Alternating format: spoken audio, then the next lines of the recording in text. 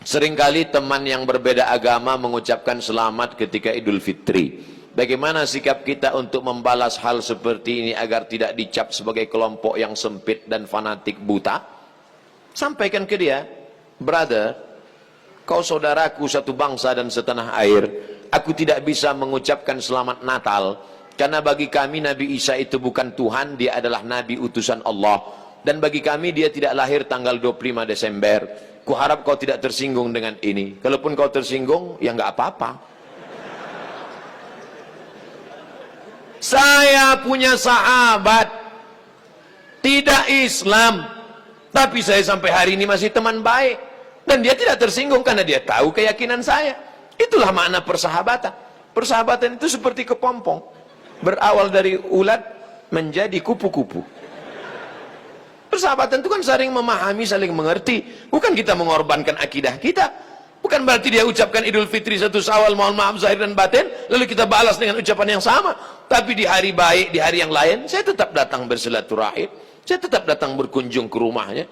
Dia beri saya minuman kaleng. Dia tahu dalam akidah saya makan bekas makanan yang tidak halal tidak boleh. Dia kasih saya kue kotak, dia kasih saya minuman kaleng. Kami saling menjaga sampai hari ini. Bukan berarti saya tidak punya kawan beda agama. Semoga Ustadz selalu sehat, amin. Diberkahi, amin. Dirahmati, amin. Mohon motivasi, insya Allah. Pemuda yang berhijrah terkadang merasa putus asa karena selalu teringat dosa di masa lalu. Kalau kau masih ingat dosa, alhamdulillah. Yang khawatir justru kau nggak ingat dosa. Setelah hijrah kau merasa sudah menjadi penghuni surga, yang lain masuk neraka. Setelah hijrah, bapaknya masuk neraka, emaknya masuk neraka. Yang masuk surga cuma dia, istrinya, sama gurunya. Di kaplingnya surga itu. Memang dia panitia akhirat.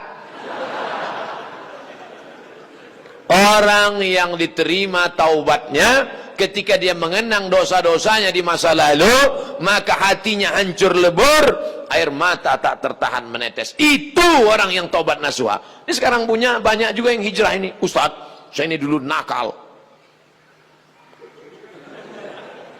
Kartu kuning sudah datang.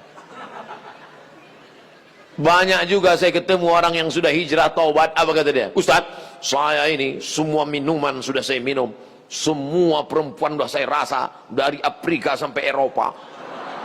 Ente taubat apa bangga? Dosa kok bangga? Ini yang taubatnya diterima Allah SWT. Rasa takut kepada Allah. Apa tujuan puasa 30 hari? Ya ayyuhalladzina amanu kutiba alaikumusyamu kama kutiba alal ladzina min qablikum la'allakum takut. Wahai engkau saudaraku, engkau sudah punya rasa takut dalam hati. Dengan bekal takut inilah engkau akan masuk ke dalam surga Allah Subhanahu wa taala. Ada orang minta jasadnya dibakar, abunya di laut dihanyutkan. Kenapa? Karena dia takut. Sebelum zaman Nabi Muhammad SAW, karena dia takut kepada Allah. Kata Allah SWT, karena dia takut kepada aku, masukkan dia ke dalam surga aku. Makanya di antara doa, Allahumma qasim lana min khasyatika ma tahulu bainana wa baina ma'asik. Tanamkan rasa takut ke dalam hati kami, sehingga dengan rasa takut itu kami tidak jadi melakukan perbuatan dosa. Pak Ustadz, tadi saya ke mall, terus tiba-tiba datang cewek ngasih nomor, dia ngajak saya jalan, terus tiba-tiba datang rasa takut saya, Pak Ustadz. Akhirnya saya nggak jadi jalan. Takut sama siapa? Sama suaminya.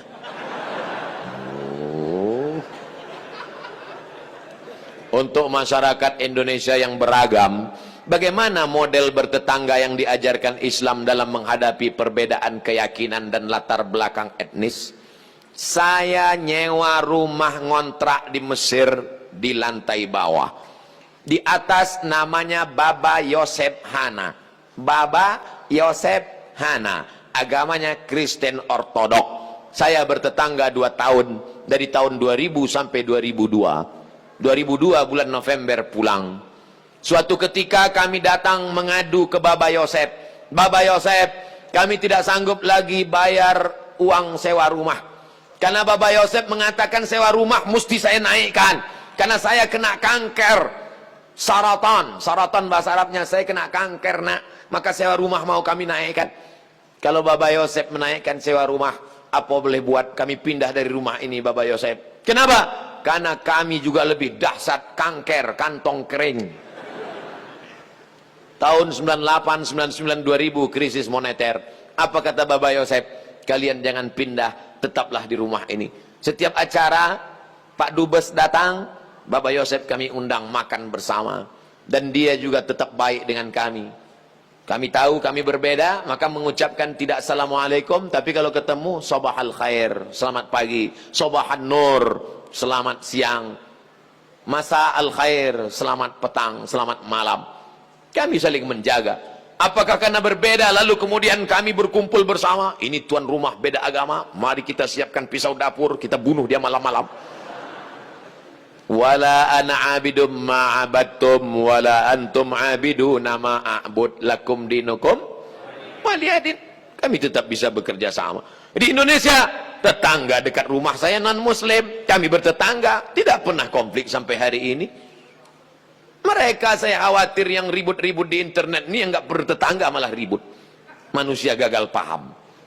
Kalau ada orang gagal paham, kita kasih paham, insya Allah dia paham. Yang jadi masalah ini, ada orang-orang yang cari makannya dari gagal paham. Kalau nggak gagal paham, nggak makan. Bahaya ini manusia.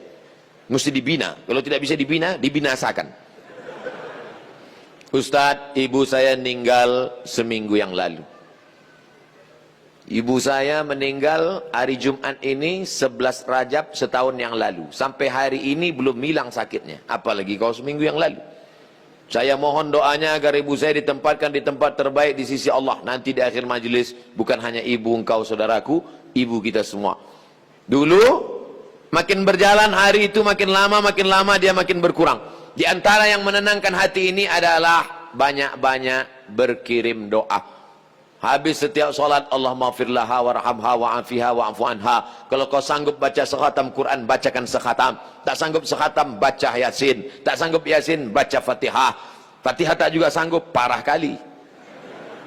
Habis itu pula kalau kau ada duit gaji sedekah, belikan beras 10 kilo, sarden, ikan, kumpul, masukkan ke kresek, serahkan ke anak yatim. Sebutkan, ni anak yatim tolong doakan almarhumah ibu saya. Di mana dulu tempat dia solat, kau buka sajadah solat kau di situ, menenangkan hati. Wasta'inu bis sabri wassalah. Mintalah tolong kepada Allah dengan sabar dan solat. Saya tahu, man lam yadhuq lam ya'rif man lam yadhuq. Orang yang tak meninggal ibunya tak dapat dia merasakan bagaimana sakitnya kehilangan. Oleh sebab itu maka yang masih ada ibunya pulang dari sini, kau belikan makanan kesukaannya, datang ke rumahnya, cium tangannya, suapkan makanan, peluk dia, cium keningnya, senangkan hatinya. Hanya itu yang dapat membuat kau bahagia. Kalau kau ingin rezekimu seperti rezeki raja-raja, perlakukan ayah ibumu seperti raja. Insya Allah semua kesulitan hidupmu akan diberikan Allah kelapangan, insya Allah. Amin ya rabbal alamin.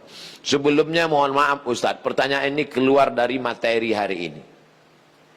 Belakangan ini saya lihat banyak perkumpulan orang-orang atau komunitas mengaku Islam modern atau Islam yang bersatu dengan budaya.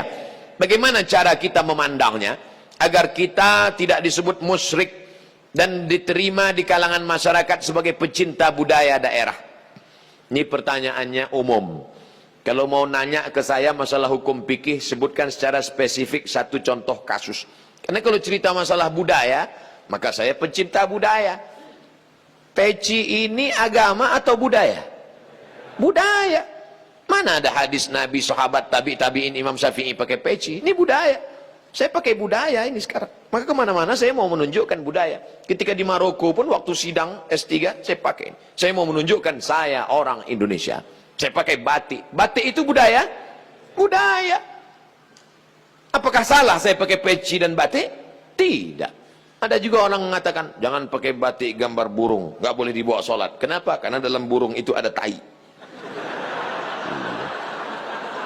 Gimana ceritanya? Saya yang bodoh apa dia yang pintar? Selama budaya itu tidak mengandung unsur kemusyrikan, merusak akidah, maka ada syarat dan ketentuan berlaku. Wala ana abidum ma'abattum wala antum abiduna ma'abud lakum dinukum waliyadin. Karpet ini agama atau budaya? Budaya. Karpet ini budaya. Masjid Nabawi yang asli nggak ada karpetnya. Ini berapa kali budaya. Ini lagi membuat bunga-bunganya. Ini budaya semua nih, bunganya mati lagi. Oleh sebab itu maka bahkan masjid kita pun banyak budaya. Ini bangunan melengkung di tengah, tiang melengkung di tengah disebut dengan kubah. Kubah itu budaya dari Bizantium, Romawi. Makanya bangunan-bangunan Romawi, coba tengok gereja-gereja ortodok di Moskow pakai kubah. Orang yang tidak ngerti dia tengok, loh kok ada masjid di Moskow? Padahal itu katedral. Bangunan itu adalah budaya Eropa, budaya Bizantium, budaya Romawi kuno, diambil. Maka tidak jadi masalah karena tidak terkait dengan akidah. Begitu juga dengan tiang menara masjid. Itu bukan agama, itu budaya. Karena dulu di Mesir ada namanya tiang tinggi tempat api di tepi laut supaya para nelayan kalau tengah malam jangan sampai kapalnya nabrak ke pantai. Maka disebutlah tempat itu mercusuar, sehingga di tengah malam dia ngelihat. Waktu itu belum ada GPRS.